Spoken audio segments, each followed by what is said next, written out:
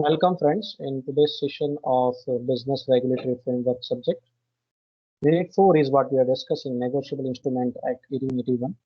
Basically, there are three types of instruments: negotiable instrument, check, promissory note, and bill of exchange. Today, in this session, we are going to discuss the difference between the two instruments, that is check and promissory note. So they can ask you, means the university question is in front of you. How the question is asked: explain the difference between check and promissory note, or distinguish between check and promissory note. In this way, they can ask you in the final exam. So let us have the differences straightforward: check versus promissory note. सबसे पहली जो चीज आपके सामने आ रही वो है parties. How many parties are there in case of cheque? There are 3 parties in case of cheque. Cheque की जब हम बात करते हैं तो यहाँ पे 3 पक्षकार है: ड्रॉवर, ड्रॉई एंड पेई. ड्रॉवर कौन है सर? बैंक कस्टमर, जिसका बैंक में अकाउंट होगा. ड्रॉई कौन है सर? जो पेमेंट करने वाला बंदा, बैंक. और पेई कौन होगा sir? The beneficiary, the receiver of the amount, जिसके हाथ में इंस्ट्रूमेंट होगा, जो जाके चेक का उपयोग करने वाला है वो बंदा, जिसे पेमेंट मिलने वाला है. प्रॉमिसरी नोट में 2 पक्षकार होते हैं. There are 2 parties in case of promissory note. वो क्या कौन कौन है? मेकर एंड पेई. मेकर कौन हो गया? प्रॉमिसर होगा, जो इंस्ट्रूमेंट बनाने वाला बंदा है, जो प्रॉमिस करता है, प्रॉमिस टू पे, ठीक है, वो बंदा. और साइन करता है नीचे, जिसकी सिग्नेचर होती है, वो है प्रॉमिसर. वो प्रॉमिस करता है मैं इतनी रकम पे करूंगा टू द पेई. पेई जिस व्यक्ति को पेमेंट करने का प्रॉमिस किया जा रहा है वो पेई. बेनिफिशियरी जिसे पेमेंट मिलने वाला है, जिसे अमाउंट मिलने वाली है, जिसे प्रॉमिस किया जाता है. नेक्स्ट पॉइंट है नेचर. तो चेक का नेचर कैसा है? It contains an unconditional order to pay. यहाँ ऑर्डर होता है, खास ध्यान रखिएगा. कोई शर्त नहीं रख सकते हम चेक में भी. किसी को चेक देते हैं तो ऐसा नहीं कह सकते कि भाई आप लाल कोट पहन के जाइएगा तो बैंक आपको पे करेगी. बैंक को भी हम ऑर्डर नहीं कर सकते इस तरीके का कि बैंक को ऐसा नहीं कह सकते हैं कि भाई मैंने मिस्टर वाई को चेक दिया है, मिस्टर वाई लाल कोट पहन के आए तो बैंक ने पेमेंट करना है. हम ऐसा कोई कंडीशन नहीं रख सकते इस प्रकार. So it must be an unconditional order to pay. Promissory note में क्या होना चाहिए sir? It contains an unconditional promise. तो दोनों में जो फर्क है वो 2 शब्दों का है. एक यहाँ पे ऑर्डर आता है, चेक जो है ऑर्डर है, बैंक को ऑर्डर करते हैं हम टू मेक पेमेंट. कस्टमर यानी कि ड्रॉवर जो है वो ड्रॉई को ऑर्डर करता है पेमेंट करने के लिए, और ये ऑर्डर कैसा होना चाहिए? अनकंडीशनल होना चाहिए, कोई कंडीशन नहीं रखनी आप. जबकि जो प्रॉमिसर है यहाँ पे, मेकर जो है, वो अनकंडीशनल प्रॉमिस टू पे करेगा पेई को. प्रॉमिसर भी यहाँ पे कोई कंडीशन नहीं रख सकता, मेकर भी कोई कंडीशन नहीं रख सकता. ड्रॉई, only a banker can be a ड्रॉई. यहाँ ड्रॉई कौन हो सकता है चेक में? सिर्फ और सिर्फ बैंकर हो सकता है. हम बैंक को ही ऑर्डर दे सकते हैं भाई पेमेंट करना चेक के मैटर में. तो ड्रॉई सिर्फ और सिर्फ बैंक ही होगा यहाँ पे, और कोई नहीं हो सकता, कोई व्यक्ति नहीं हो सकता. Any individual can be a ड्रॉई. कोई भी व्यक्ति हो सकता है ड्रॉई, कोई भी इंसान हो सकता है. तो यहाँ ओनली बैंकर है, और यहाँ any person, any individual. Next points देखते हैं. Relation. In case of cheque the drawer and the payee may be one and the same person. ये दोनों एक ही व्यक्ति हो सकते हैं. ड्रॉवर और पेई दोनों एक ही व्यक्ति हो सकते हैं. इन other words the maker and the receiver may be the same person. अब आपका बैंक में अकाउंट है, अब आपको ही कैश की जरूरत पड़ी है, ठीक है, तो चेक आप इशू कर रहे हैं तो ड्रॉवर भी आप हुए, पेमेंट भी आपको ही मिलने वाली है, तो पेई भी आप हुए. तो ड्रॉवर एंड पेई दोनों एक ही व्यक्ति हो सकते हैं चेक के मैटर में. लेकिन प्रॉमिसरी नोट में ऐसा नहीं है. मेकर एंड पेई both should be different person. ये हमने चर्चा भी की थी प्रॉमिसरी नोट में. दोनों सेम पर्सन नहीं हो सकते. प्रॉमिसरी नोट में मेकर अलग व्यक्ति होगा, पेई अलग व्यक्ति होगा. A promissory note cannot be made payable to the maker himself. Maker अपने आप को ही ऐसा वचन नहीं दे सकता है कि मैं अपने आप को ही प्रॉमिस करता हूँ मैं 3 महीने बाद अपने आप को ही 50,000 का पेमेंट करूंगा. पॉसिबल नहीं है. लेकिन चेक में पॉसिबल है. यानी यहाँ पे आप ड्रॉवर और ड्रॉई क्या है, पेई जो है, एक ही व्यक्ति हो सकते हैं. यहाँ पॉसिबिलिटीज है, यहाँ पॉसिबिलिटी नहीं है. देखिए यहाँ पहले से दो ही पार्टी है, the maker stands in the immediate relation to the payee. तो पेमेंट मेकर ने सिर्फ और सिर्फ पे को करनी है और दोनों अलग अलग व्यक्ति होंगे। मेकर और पे सेम नहीं हो सकते प्रॉमिसरी नोट में, सिंपल वर्ड्स में समझें। डेज ऑफ ग्रेस, क्या चेक में डेज ऑफ ग्रेस होते हैं? बैरर चेक में नहीं होते। Bearer cheque is always payable on demand without any days of grace. यहाँ डेज ऑफ ग्रेस नहीं होते हैं। बैरर चेक, आप जैसे ही आपको बैरर चेक मिला सीधा बैंक में जाइए, पेमेंट ले लीजिए। हमने 2-3 दिन 4 दिन इंतजार नहीं करना है। अगर सेम डे का चेक है, सीधा बैंक में ब्रांच में चले जाइए। बैंक जो भी ब्रांच में अकाउंट है उस व्यक्ति का जिसने आपको चेक दिया, सीधा आप बैरर वाला चेक दिखा दीजिए, आपको पेमेंट मिल जाएगा ऑन डिमांड। आप डिमांड करेंगे तो मिलेगा। प्रॉमिसरी नोट में क्या होता है sir? Promissory note is normally entitled to 3 days of grace after maturity unless payable on demand. अगर पेबल ऑन डिमांड वाला प्रॉमिसरी नोट है तो डेज ऑफ ग्रेस नहीं होगा।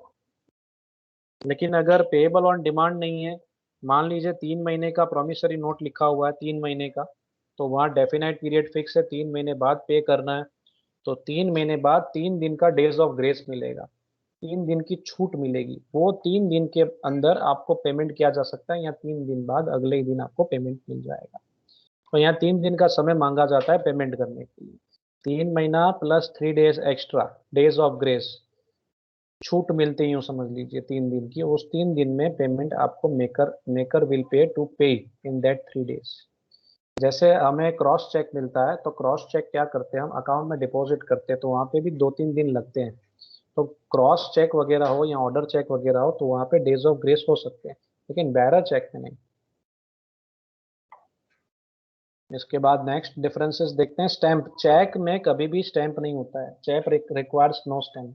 प्रॉमिसरी नोट में कंपलसरी इंडियन स्टैंप एक्ट के हिसाब से जितने रकम का स्टैंप लगाना चाहिए वो लगाना है। Sufficient stamp should be affixed in case of promissory note.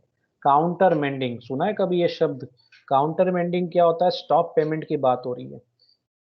आपने किसी को चेक इशू कर दिया है और आप चाहते हैं उस चेक को एक्सेप्ट नहीं किया जाए, बैंक उसका पेमेंट ना करे, मुझे उस चेक को स्टॉप कर देना है, मुझे उसका पेमेंट स्टॉप कर देना है। I want to countermand the payment of that cheque, I want to stop the payment of that cheque. तो मैं कैसे कर सकता हूँ? रीजन देना पड़ेगा आपको काउंटर मेंडिंग के लिए। ऐसे ही बैंक आपके बात नहीं सुन लेगा, इंस्ट्रक्शन नहीं सुन लेगा, आपको पुख्ता कारण देना पड़ेगा आप क्यों ये पेमेंट रोकना चाहते हो। और डबल पेमेंट हो गया, रीजन देना पड़ेगा, डबल पेमेंट हो गया इसलिए मैं ये काउंटर मेंडिंग करना चाहता हूँ। If the drawer of a cheque feels that the amount in cheque should not be paid to the payee, then he may instruct the banker to do so. अगर drawer चाहे तो वो stop payment कर सकता है। जिस व्यक्ति को चेक दिया गया है, जिस पेई को चेक दिया गया है, उसका पेमेंट वो चाहे तो रोक सकता है।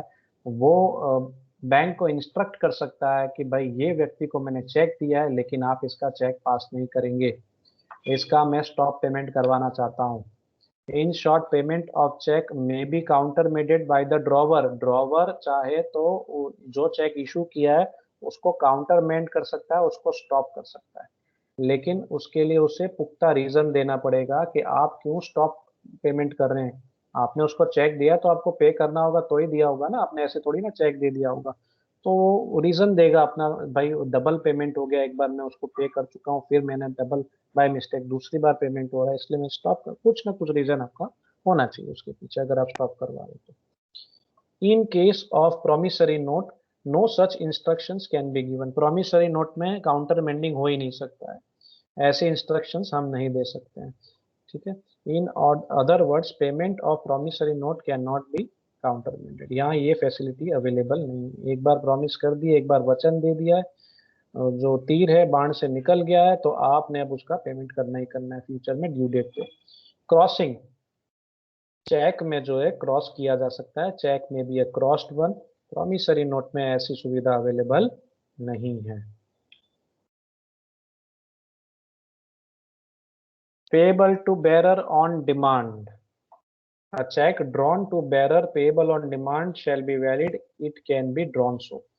हम बैरर चेक इशू कर सकते हैं, लेकिन जो बैरर प्रॉमिसरी नोट है हम कॉमन मैन इशू नहीं कर सकते। हमने अभी पढ़ा था थोड़ी देर पहले, तो ये इशू करने का अधिकार सिर्फ और सिर्फ आरबीआई और गवर्नमेंट ऑफ इंडिया को है।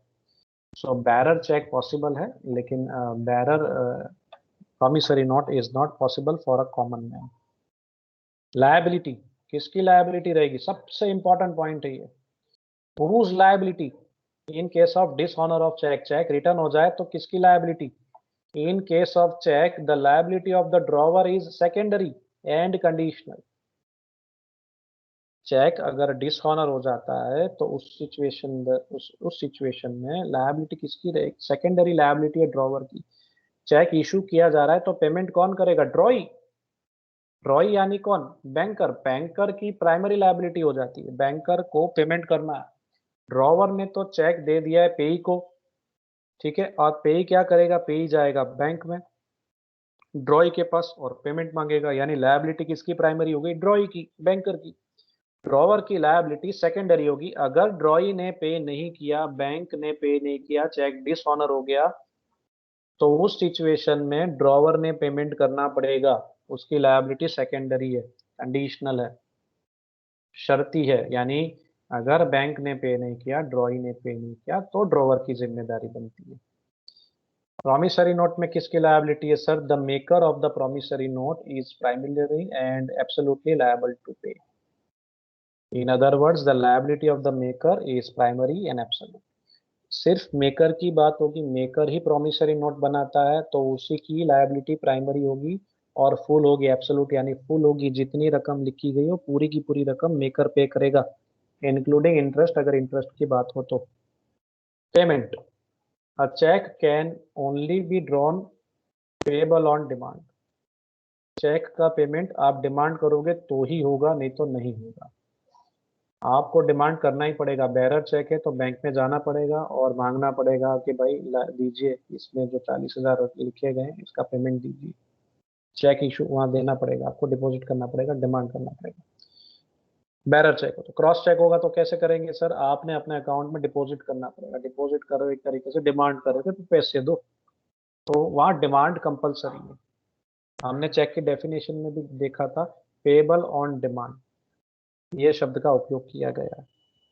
प्रॉमिसरी नोट में a note may be also drawn payable on demand or on the expiry of a certain period after date। यहाँ दो स्वरूप में हो सकता है। पेबल ऑन डिमांड ये ऑप्शन प्रॉमिसरी नोट में भी है। यहाँ तो फिक्स पीरियड दे दिया होगा कि भाई आई प्रॉमिस टू पे आफ्टर 3 मंथ्स, 2 मंथ्स, 6 मंथ्स, तो ड्यूरेशन भी फिक्स हो सकता है। यहाँ दो तरीके से प्रॉमिसरी नोट ड्रॉ किया जा सकता है। पेबल ऑन डिमांड ऑप्शन है पहला, दूसरा ऑप्शन है डेफिनेट टाइम पीरियड फिक्स किया जा सकता है। यहाँ एक्सपायरी होगी तो पेमेंट होगा, जबकि चेक में ऐसा नहीं। चेक में एक्सपायरी होगी, बात खत्म होगी। यहाँ सिर्फ और सिर्फ आप डिमांड